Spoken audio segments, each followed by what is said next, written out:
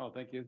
Knowing that we do not have a quorum, so we're not going to vote on any business today, but we will get some reports. So is there any public, actually, there's public comments. Johanna, do you want to introduce yourself and tell us about what you told us earlier? Ooh, sorry. Ooh. Sorry, trying to get everything up. Sure. Hello, everyone. I'm new here. My name is Johanna, and I am the founder and executive director of Companion Animal Medical Project, and we are a 501c3 nonprofit that provides veterinary care and other basic supplies to pet owners experiencing homelessness, and or low-income housed pet parents. We currently have monthly wellness and vaccine clinics in Bend and Redmond, and we will be in Lapine tomorrow.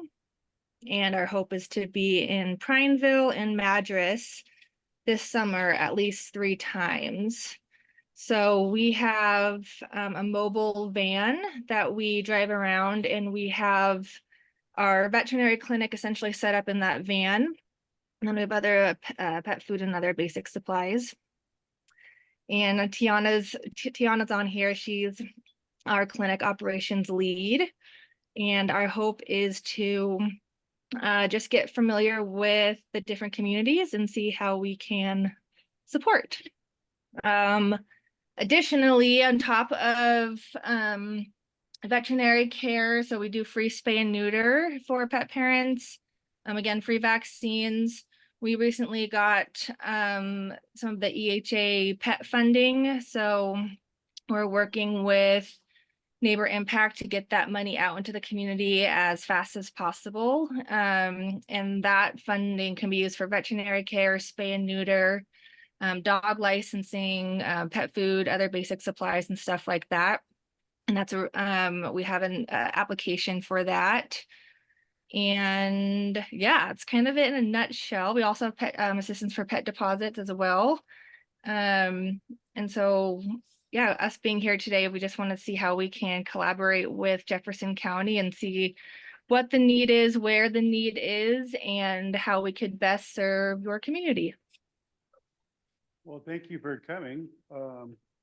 I invited, when I met with Johanna earlier, and I wanted to introduce her to the committee here, since we're a vast discipline group here.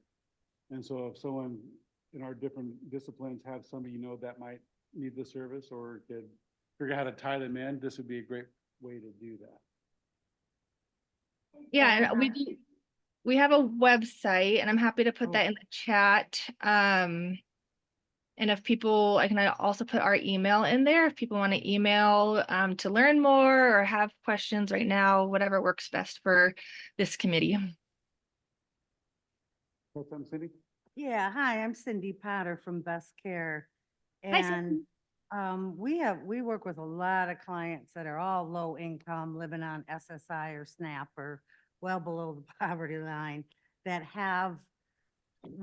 they do have pet emotional support animals from their doctor, their therapist, or mental health. Would they count for this project? Because I mean, it's good for them to get these dogs and cats spayed and neutered and vaccines when they're living on $934 a month or whatever it is.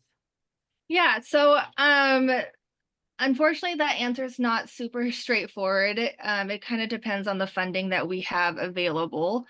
When we have our clinics, we call them like camp clinics. Right now we're trying to find a location in Madras that we could be for 3 months. Those clinics would absolutely be open to anyone with living on a fixed income to come.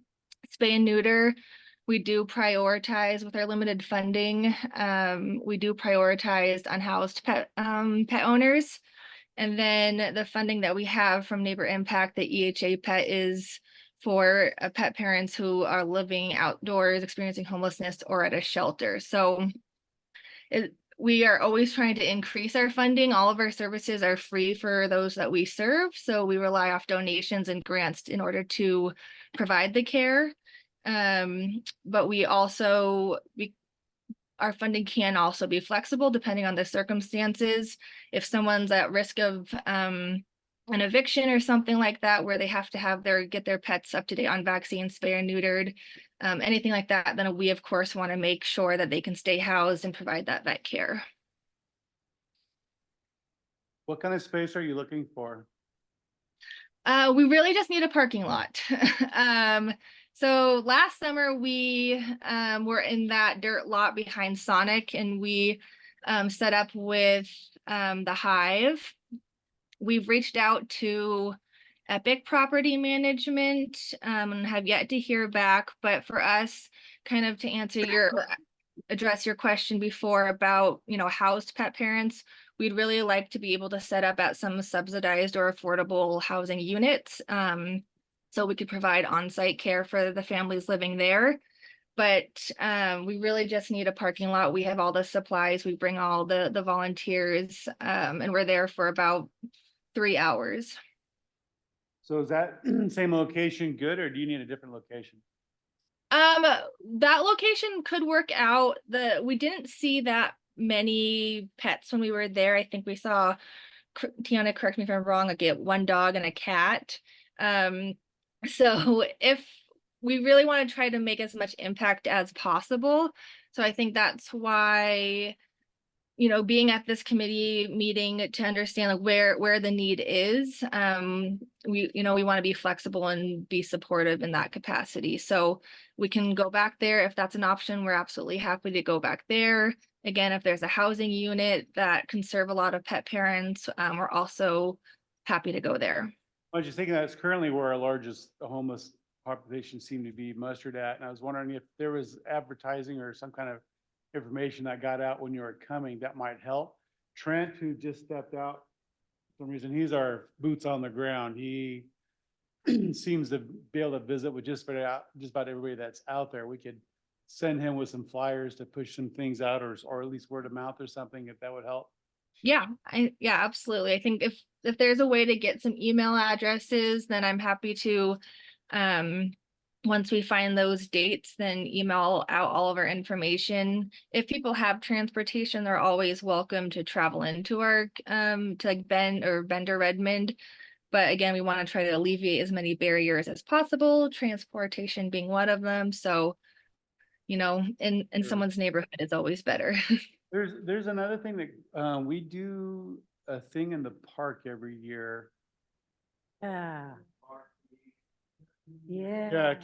there's a day of community in the park where there's health screening that goes on, there's haircuts, there's clothing exchange. Oh, there's umpteen people, resources out Yeah, there. a whole bunch of all day resources all long. come into Sahaley Park all day long. That would be a great time to go there. Yeah, we have a one vet there. My boss, Gary Buss, who's the founding of that. I need to talk to Gary about that, but yeah, let's leave that open as a possibility. We have historically had one vet there. Maybe Johanna, I can get your number and we can talk offline. Yeah, absolutely. I will put our contact information into the chat.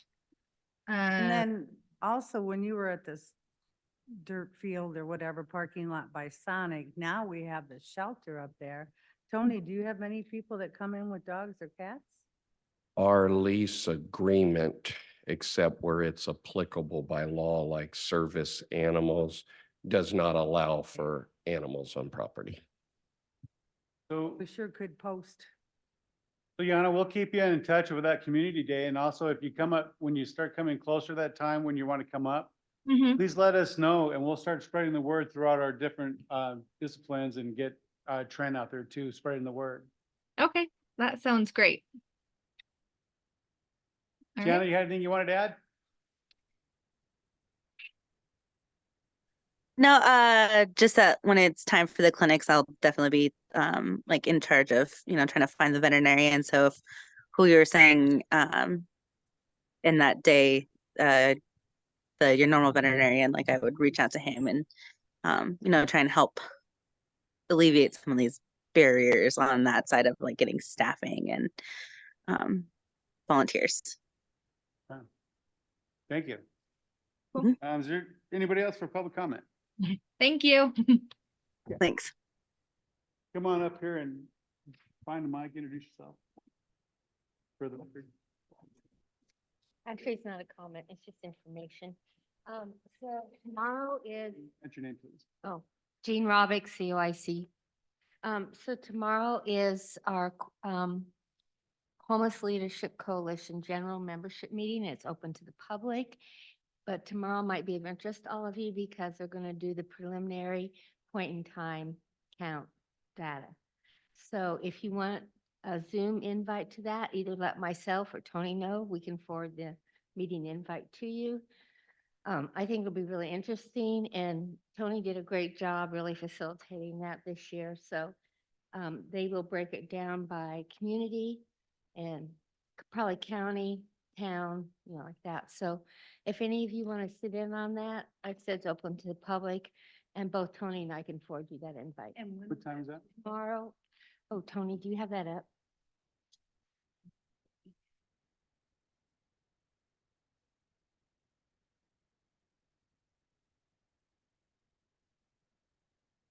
I think it's 3:30 to 4:30, if I remember off the top of my head.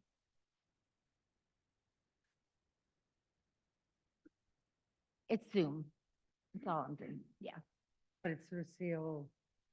It's the Homeless Leadership Coalition, which the city of Madras should be a member of. I got that email. Heard of that? I Huh? haven't talked to him about it yet. So, Could be. I'm an equal opportunity mooch. what's that? An equal opportunity mooch. Okay. Or nag, or whatever. Anything else?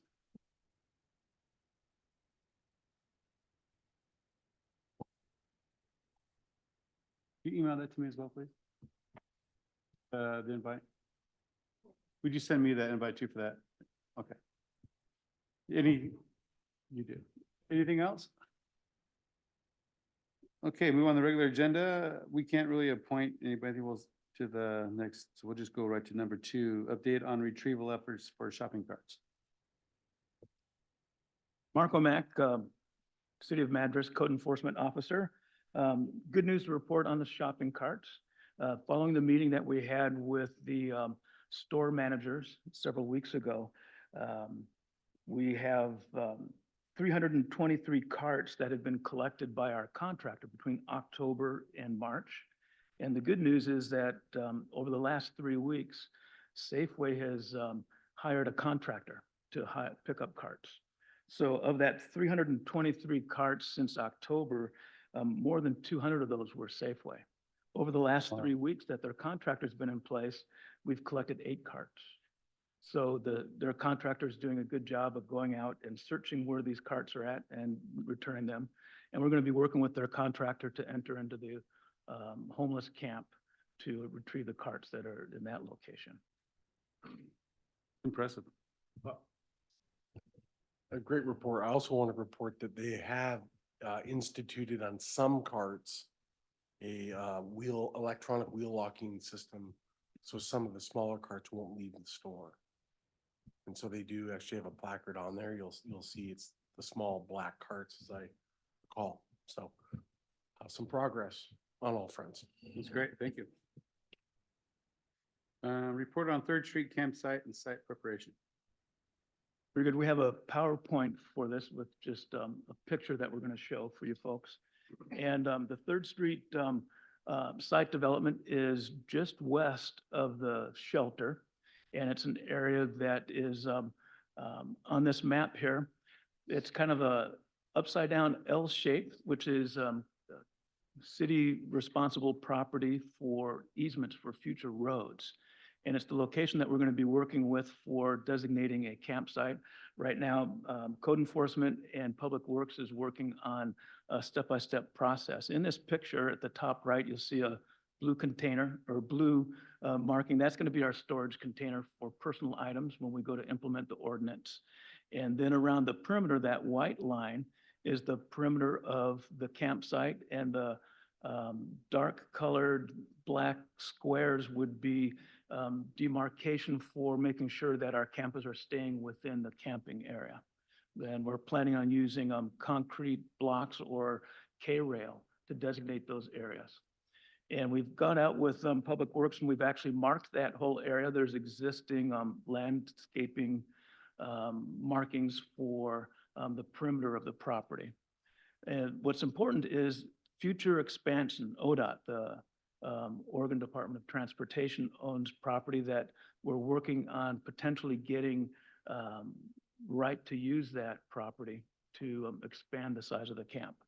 So some of the efforts that we're looking at in developing this would be spacing the campsites out, so that way if there should be a fire, that tent doesn't burn into the next tent. And also if there should be some type of a fire on the site, that we've got some type of a fire break to the adjacent wildland areas. So we've positioned the gray areas are going to be gravel, which would be designated for access. You cannot camp on those areas. So that's going to help provide some type of a fire break. And then we'll be separating the tents from each other by some spacing. So in this effort, we're working with Public Works to identify next steps to put this together. They're going to be working with a contractor to actually implement portions of this effort. Did you want to add some more, Nick? No, I think that's a great report, and this will be part of a component of the report to the city council at a future work session on our efforts to start implementing or enforcing the camping regulations. So this will be part of that conversation there.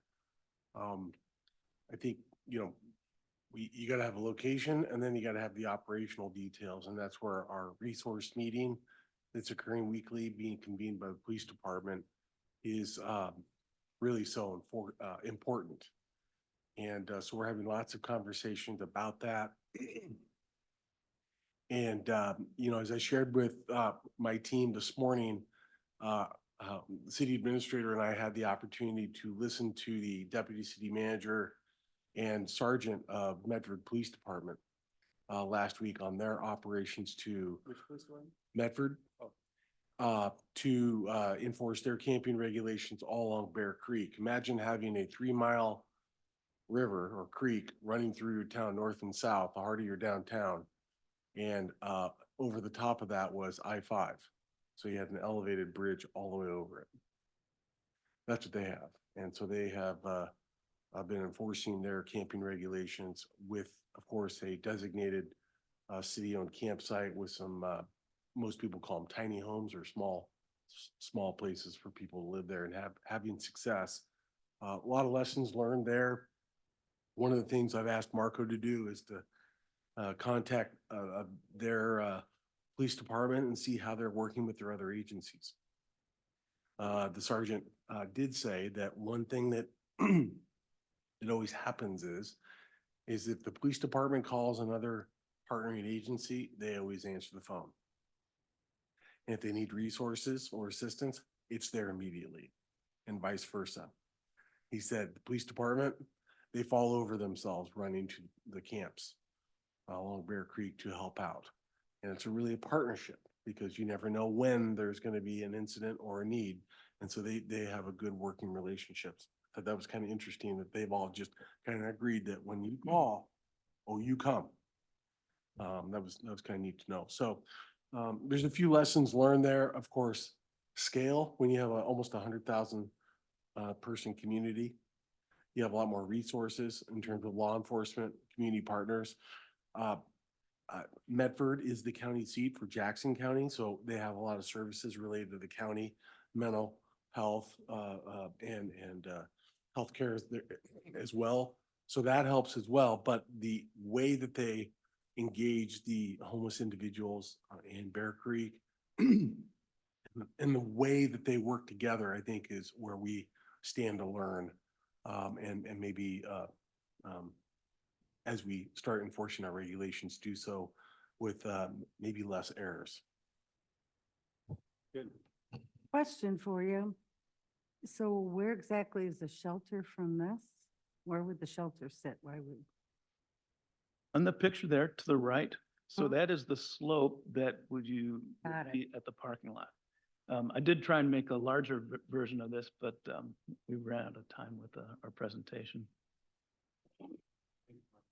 Chair, I would like to state for the record that Chief Plummer is attending and we reach a quorum at 2 o'clock, 21 PM. Now have a quorum? Yes, we do have a quorum. Okay, let's vote back on item number 1. To appoint a vice chair, since, is this a temporary assignment for vice chair while Dr. Baker's out, or?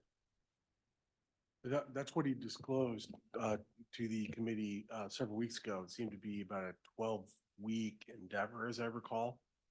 And so it could be more or less. Is that about right? Trent? Okay. And so the concern was that should our mayor and chair of the committee be absent, lots of important things for mayors to do, ribbon cuttings and all that sort of stuff. So should you need to go somewhere, we needed someone else to facilitate these meetings. Okay, so do we want to make this a temporary appointment, or do you want to make this an actual appointment? Proof of that? Anybody? If Trent's open to it, I say we do it permanent. I think that was a nomination. Yes, it is a nomination.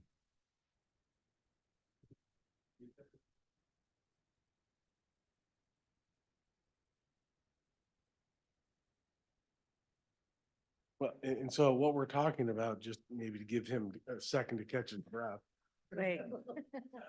So we're talking about facilitating our meetings, so calling the meeting to order and really just Do what I do. helping the meeting through the agenda.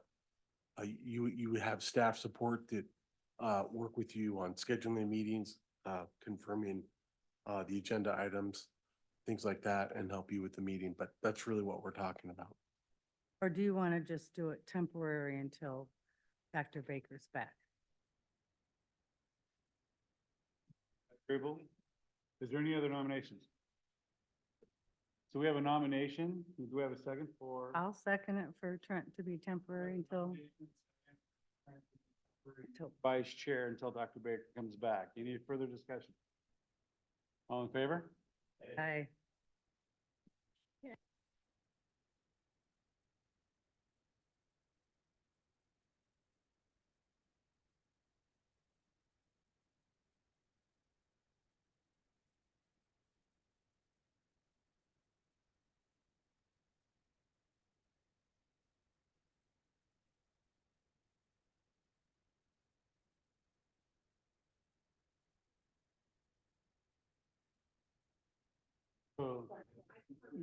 So back at this committee's business, we have a motion and a second. Is there any further discussion regarding this committee? We already said, Aye. we have an ayes. Was there any opposed? Thank you, Dean. Didn't mean to put that around. Yeah. That's fine. Trent, thank you. All right, bounce back up to number 4, update on weekly resource meeting. This part's a verbal report. Marco, City of Madras Code Enforcement Officer. The resource group, it is the Homeless Resource Group, and it's a group that was put together by Sergeant Webb from the Police Department. And it's a important part of our implementation of the campsite ordinance that was established last year. And what the resource group is, it's made up of social service agencies and outreach workers that by state law, whenever we implement a relocation of a campsite, we must notify this group, the social services folks, that we're going to be relocating someone within 72 hours, shutting down a campsite. So that way there's an opportunity for the campers to have access to resources. And social services would be coordinating with the outreach workers, which would be like the nonprofits and the other groups and resources that are available to help our campers. So implementation of our ordinance for 2 parts, the relocation of a unauthorized campsite and our campsite regulations that we're going to be implementing for our authorized camping. We'd be using the resource group to be our sounding board to ensure that we're being humane that we're being objective and reasonable in our implementation of our ordinances.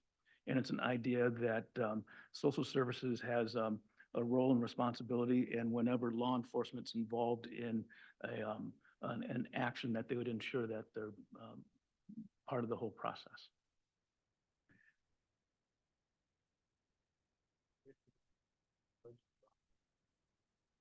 Any questions for Martha on the resource?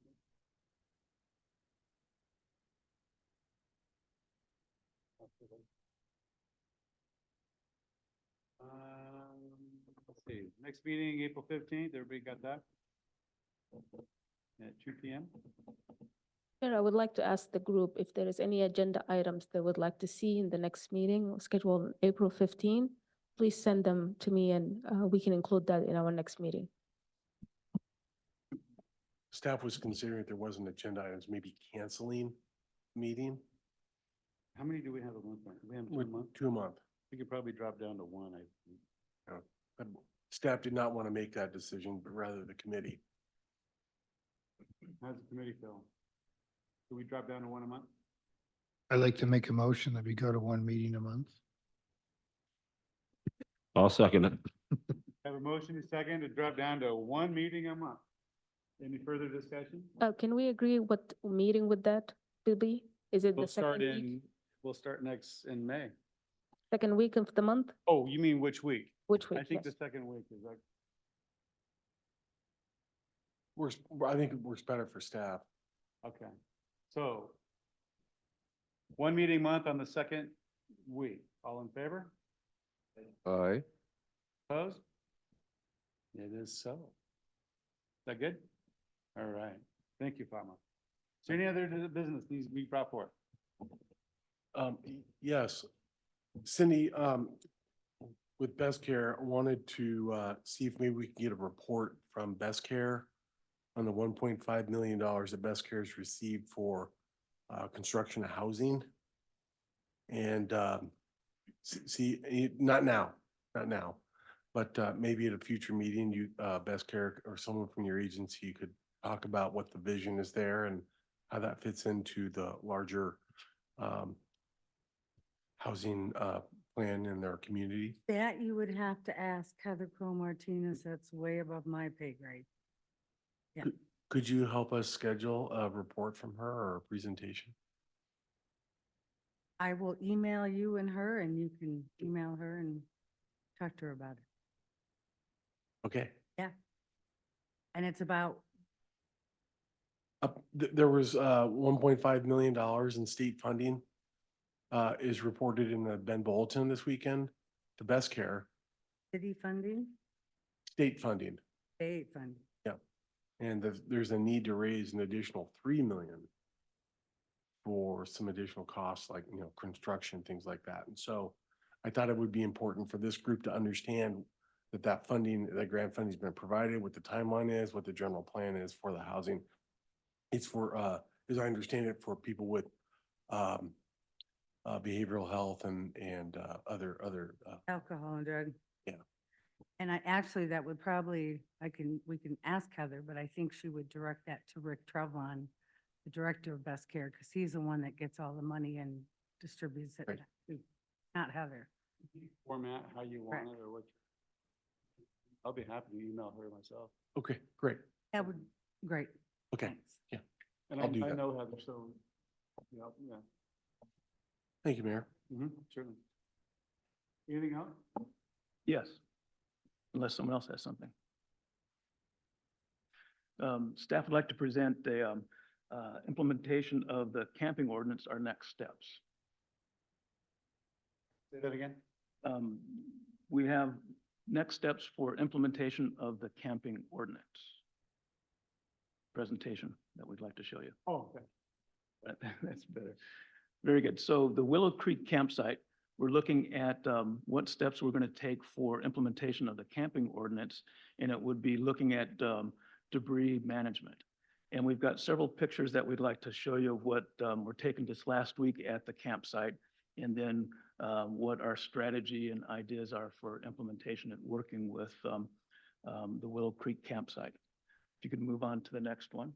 So this was last week. There's a small area here to the right that's circled of debris that was picked up and picked in the campsite. And this location would be if you walked from the ODOT property near Sonic and walked into the camp and just past the dumpster.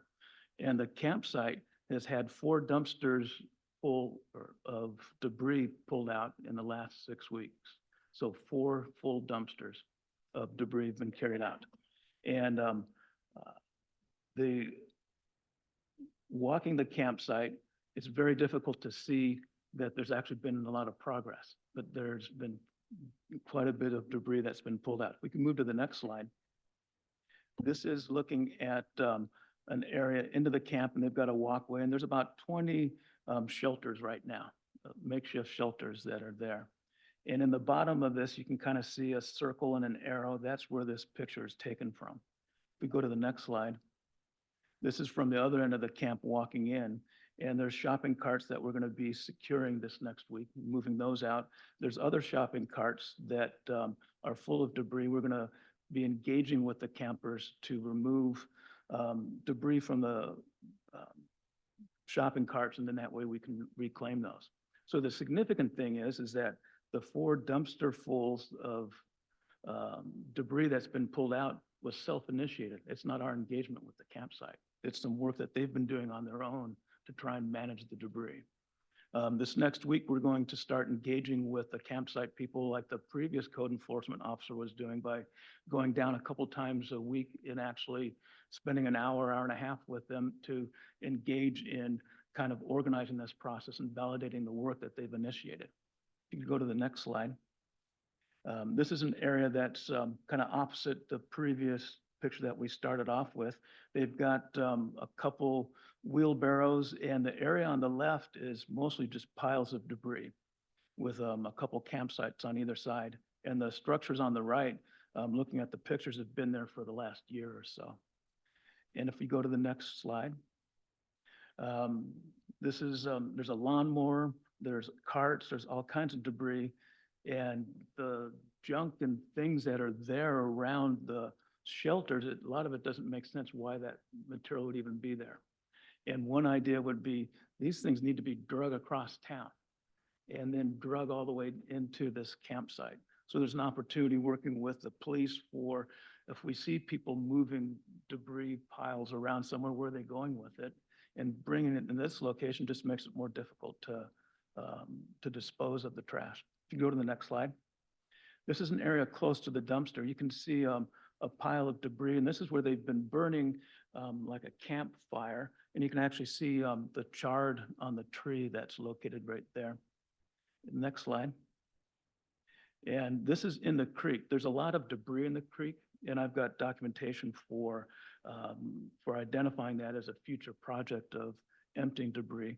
But take a look at what's in there. Someone built a little porta potty. They nailed a toilet seat to a 2x4 frame. My expectation is it didn't work very well, so they threw it away and just threw it into the creek. So the next slide. So what we're doing, and this is the wrap up for our presentation, is we're going to looking at implementing the camping ordinance. We need to engage the community, the individuals that are there. They have some type of a structure and process that is actually organizing, filling the dumpster, which is very, very good. What we'd like to do is engage with them and help guide and direct and basically build professional relationship with the folks and start to gauge our greater involvement with them, that we're actually helping them versus are we getting pushback and resistance? If we want to implement the camping ordinance, we have to have that relationship. And we have to believe that our next steps in our implementation is going to be successful. And if there's a holdup to that, we'll go back to the homeless resource group and try and come up with a strategy, talk with the folks that have relationships with the people in the camp to make sure that any implementation that we're going to work on is going to be successful.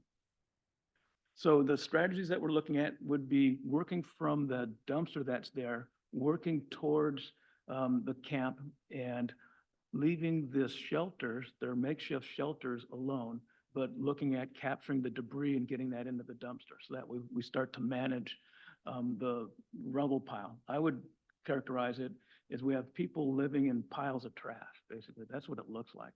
It looks like nobody cares. The community needs to care. We're going to actually implement something, and we're going to work on an end result where it looks like the campsite and the campers care too.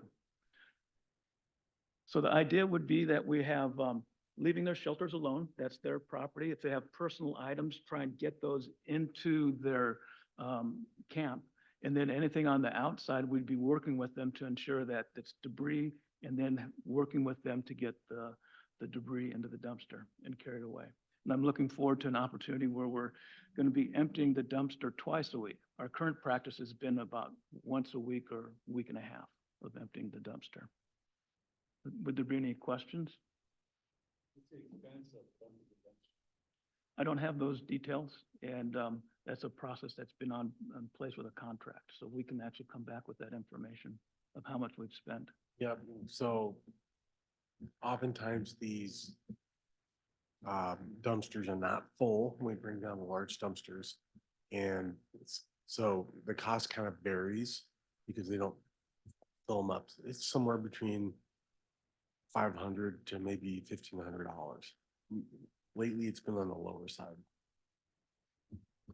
Having manager, looking at our financial reports for the community cleanup fund, you know, we have resources available for this. That's a good thing. We're not nearing fully spent, but we also anticipate that in the next 3 to 4 months, we're really going to be ramping up enforcement of the camping regulations. So I think we're resourced to do this, but the work done to date has been within budget.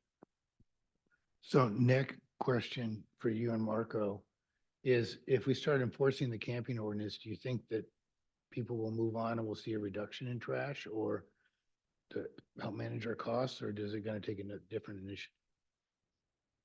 I wish I could predict that. I think there's probably a little bit of both, to be perfectly honest with you. I think when people are now required to leave their camp every day, and when we go through our policies of assessing whether those items left behind have any material value, you're likely going to start throwing away more and more debris, is the technical term.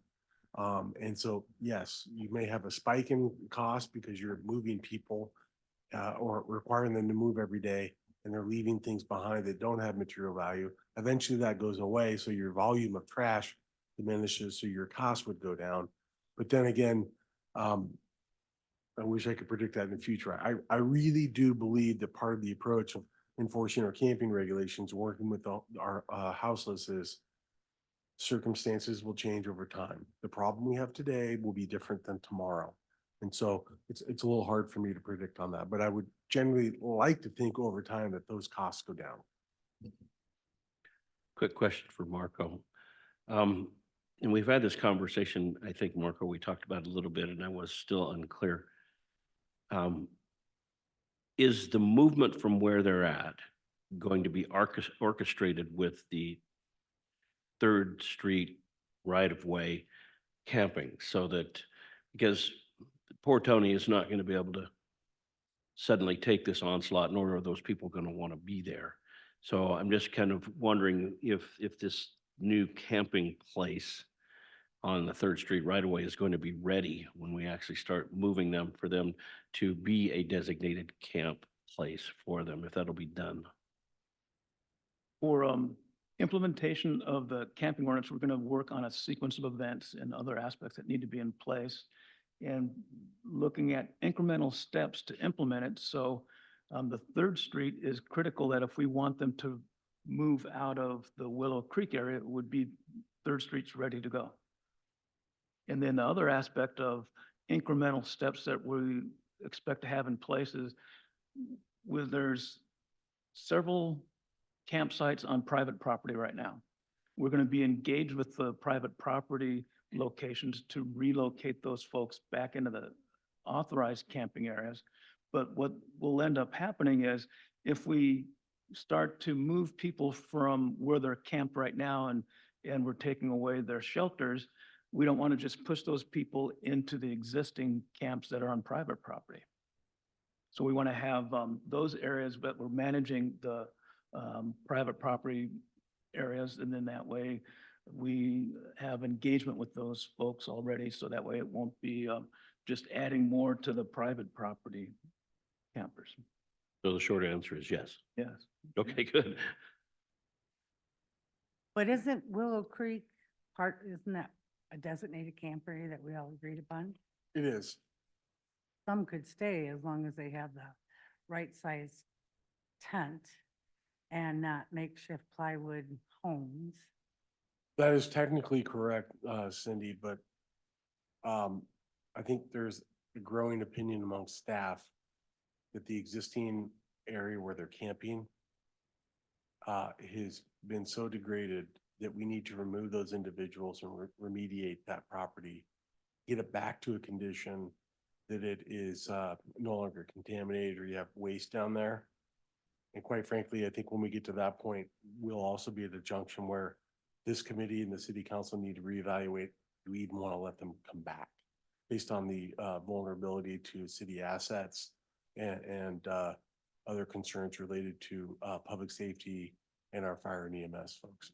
I agree, especially the damage done to the curriculum. Thank you, I figured that. Trent, I had a question about, when Keever first started doing his code enforcement stuff, Dr. Baker mentioned that we noticed a marked increase of people seeking treatment and getting into treatment. Has that continued? It has. I've also noticed in my own stock, our crews haven't been using as much Narcan. So have you seen a decrease in overdoses? There has been a slight decrease in overdoses. And that, when I bring that up, is that you see a different number than I do, usually because people have been self-medicating or self-saving. So we haven't been getting called up because you provide it. So I just want to know if you've seen a change. It's a slight decrease. Still overdoses being reported to myself. There's been a shortage of blue pills in the area, so I think that plays a part in it as well. But more of the powdered fentanyl is what I'm being told. Okay. It's helpful to know that the seeking resources though that's encouraging.